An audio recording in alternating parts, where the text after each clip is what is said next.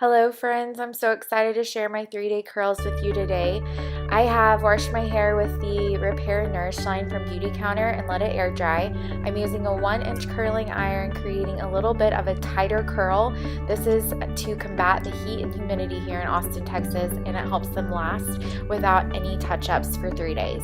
I take 1-inch sections. I do run them through the wand and the clamp. I also, as a tip, I go through one time and kind of use the curling iron to straighten it. This is just to help even out the bottom part that I actually don't curl, and it puts a little heat on it to tame it.